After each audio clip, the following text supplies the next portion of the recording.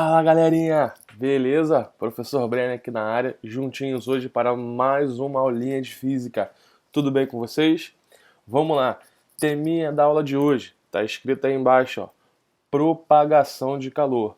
Como vocês já sabem, como vocês já viram, né? Lembra lá da definição de calor das aulas anteriores que nós vimos isso em sala, hein? O que nós vimos? Que o calor ele pode se propagar. E hoje nós vamos ver os tipos dessa transmissão de calor. Como que esse calor pode se propagar. Belezinha? Acompanha aí comigo, gente. Então a gente sabe que o calor ele está associado a uma mudança de energia da região de maior temperatura para a região de menor temperatura. Beleza? Essa sempre vai ser a forma que o calor vai se propagar. E ele vai se propagar de três maneiras distintas, como você pode acompanhar aí comigo: condução, convecção e irradiação.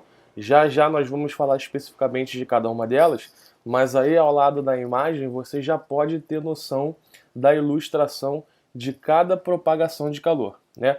Condução, o nome já diz, tem que ter alguma coisa que está servindo como uma ponte, alguma coisa para conduzir esse calor. Convecção tem a ver com a movimentação de massas, ar quente subindo e descendo. E a irradiação, a propagação de calor, sempre através de ondas eletromagnéticas. Beleza? Então vamos falar de cada uma mais especificamente agora. A condução de calor. Muito bem, o nome já diz, vai conduzir. Então eu preciso de algum material para fazer essa condução do calor.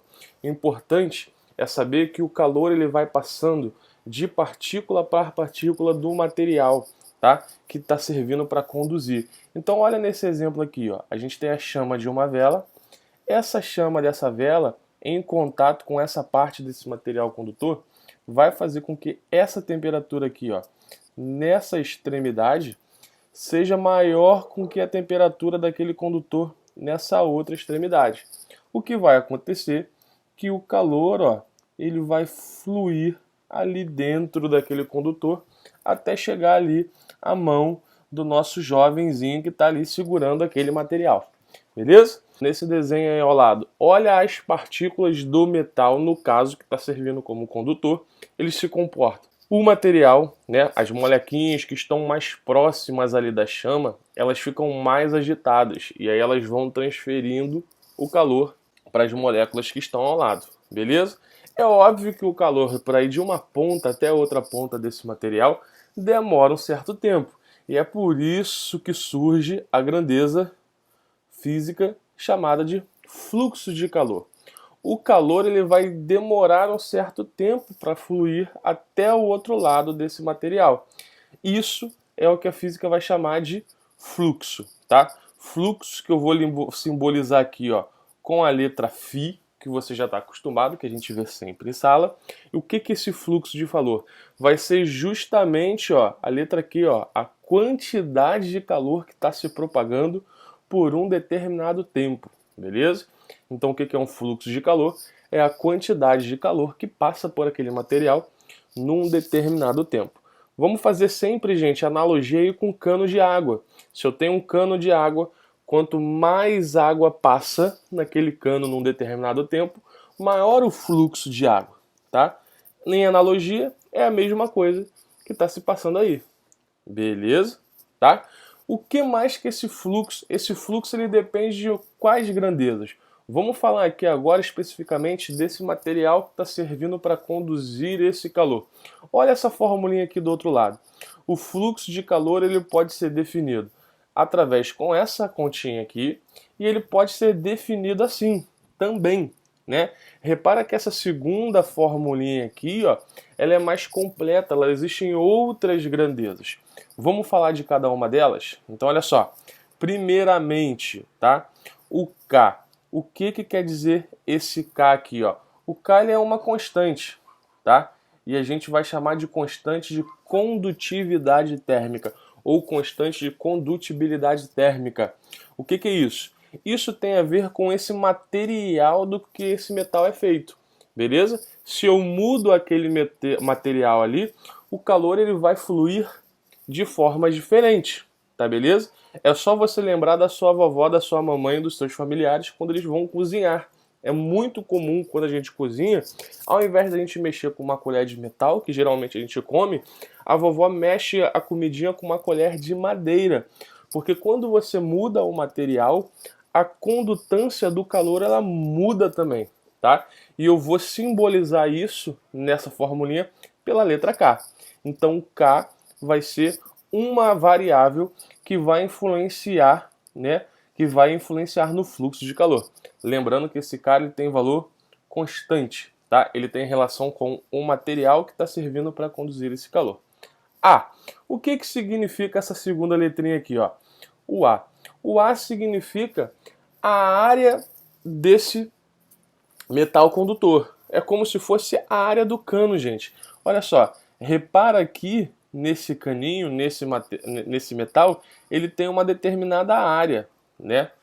Se essa área fosse maior, cada vez maior, ó, pensa lá num cano d'água. Se esse cano fosse cada vez maior, não ia passar mais água? Com calor é a mesma coisa, gente. Quanto maior a largura desse cano, mais calor vai poder passar, tá? E isso quem vai me dizer é justamente essa letrinha aqui, o A, tá? Ele é diretamente proporcional ao fluxo de calor. Maior a área, maior o fluxo de calor. θ2 menos θ1 é o que a gente chama, ó, uma temperatura final menos uma temperatura inicial, é o que a física chama de Δθ. O que significa esse Δθ? É a variação de temperatura, gente, nas extremidades daquele condutor. Repara que eu coloquei aqui θ1, θ2. Se eu tiro essa vela, coloco um maçarico, vai fazer com que essa temperatura desse lado aqui seja maior, tá? Então o calor ele vai fluir também de forma diferente. Quanto maior essa variação de temperatura, maior o fluxo de calor também, tá? Diretamente proporcional, por isso que a gente equaciona desse jeito. Belezinha? Show? E a última letrinha nessa equação é que eu posso utilizar aqui a letra L, tá? Letra L de comprimento, gente. Por quê? Olha só, esse metal aqui, ele vai ter um certo comprimento, né? Então, repara comigo, se esse metal ele for mais longo, o calor ele vai demorar mais tempo até chegar lá do outro lado. Se esse metal ele for mais curto, o calor vai demorar menos tempo, o fluxo vai ser maior, você vai se queimar mais rápido. Se quanto menor o comprimento, maior o fluxo, são grandezas, ó, inversamente proporcionais. Por isso que esse L, que simboliza comprimento, está na parte de baixo da equação, tá? Porque ele é inversamente proporcional ao fluxo de calor que a gente está calculando nesse exato momento.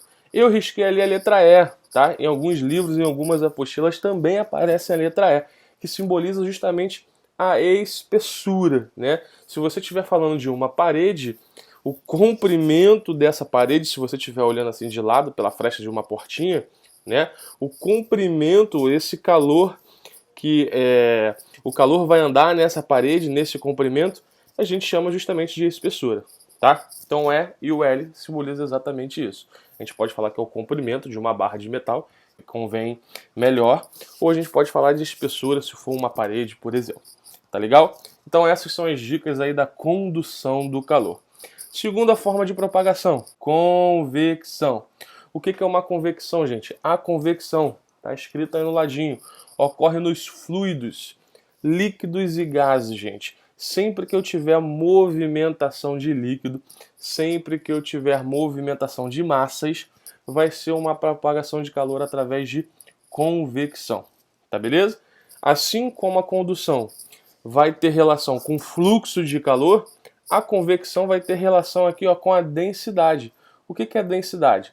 Densidade, se eu puder definir aqui em uma palavrinha, ela tem a ver, ó, com a flutuabilidade, tá?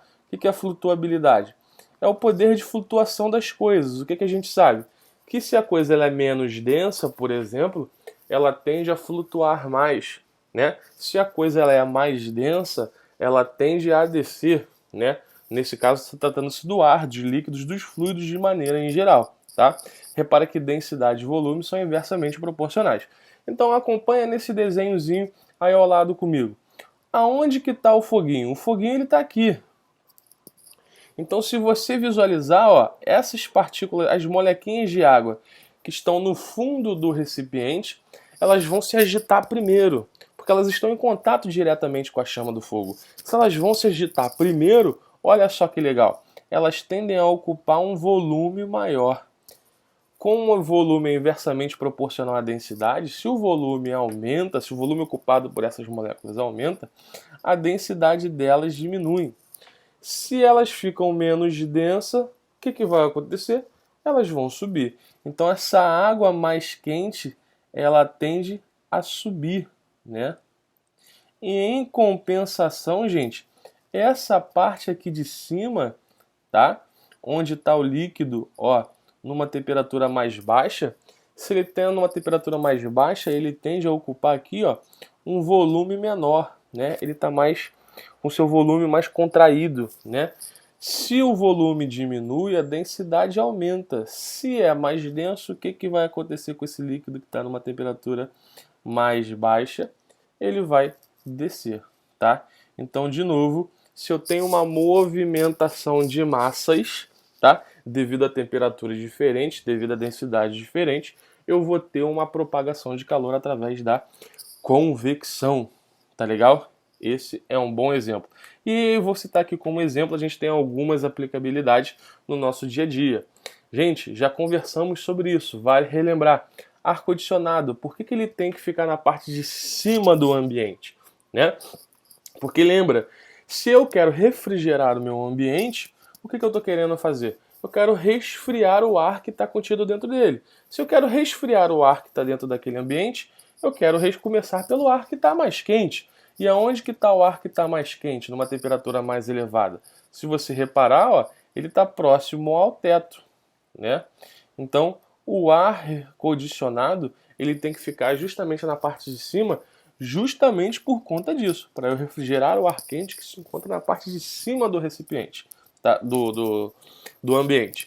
Pelo mesmo motivo, um aquecedor, ele tem que ficar na parte de baixo do ambiente, porque já que eu quero aquecer, né, a maior concentração de ar frio está na parte de baixo ali do meu ambiente. Então, se eu quero aquecer o ambiente, eu tenho que começar justamente por essa massa de ar frio.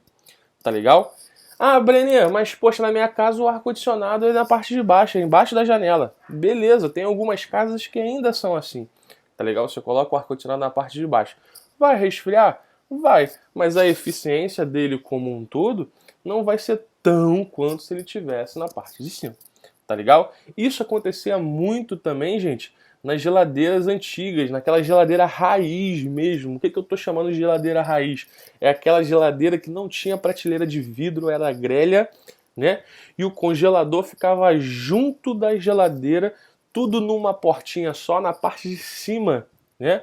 Então, se o congelador ficava na parte de cima, o congelador ele faz o quê? Ele congela muito bem bonitinho.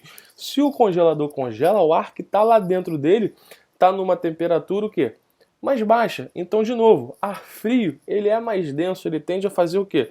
Ele tende a descer. E o ar quente, que ele é menos denso, ele tende a fazer o quê? A subir.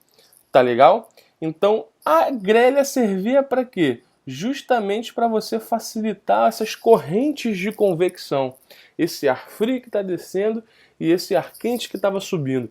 Se você entupisse de muita coisa na sua geladeira, na prateleira, ou pegasse uma caixa de pizza e botasse lá numa prateleira inteira, muita gente faz isso que eu sei, você atrapalha essas correntes de convecção, tá? Fazendo com que o fluxo de ar dentro da geladeira não seja tão eficiente. Isso vai acontecer, isso vai ocorrer o quê? Que alguns alimentos mais lá na parte de baixo, eles não se resfriem tanto como se estivessem na parte de cima.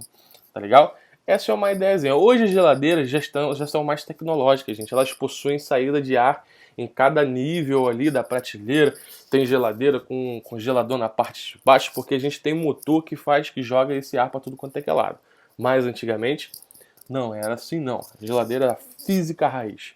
Beleza? Show? E para fechar a última propagação de calor, vamos falar aqui sobre a propagação de calor através da irradiação. Tá legal, gente? A irradiação ela vai acontecer, ó, palavrinha-chave, através de ondas eletromagnéticas. que são ondas eletromagnéticas? Ondas de rádio, ondas de TV, micro-ondas, infravermelho, a própria luz, gente, a luz visível, ultravioleta, raio-x, raio gama, tudo isso são exemplos de ondas eletromagnéticas, beleza? Elas podem transmitir o calor. Por exemplo, a gente tem aí na ilustração uma fogueira.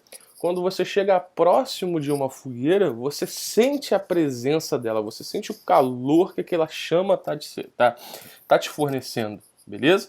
Através de que modo? Através da irradiação, que eu posso chamar de radiação, gente, tá?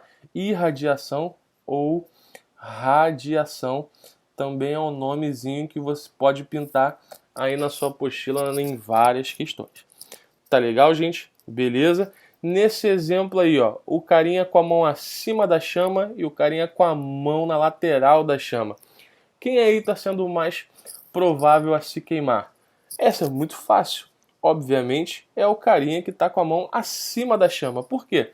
Além da proximidade com o fogo, além da irradiação do calor da chama que ele está recebendo aqui também, ó, não esqueça, ó, o ar quente que está subindo. Então, com a mão aqui na lateral, eu estou recebendo calor por dois processos, enquanto o cara aqui na lateral está recebendo calor por um processo só. Tá beleza? Fica aí alguns exemplos e fica aí algumas dicas para propagações envolvendo propagação de calor, gente. Espero ter ajudado vocês. Com essa aulinha agora, o que você vai tentar resolver? Tentem resolver os exercícios da sua apostila envolvendo a propagação de calor. Qualquer dúvida, estamos aí para isso. Espero que tenham gostado. Beijo no coração de vocês. Valeu!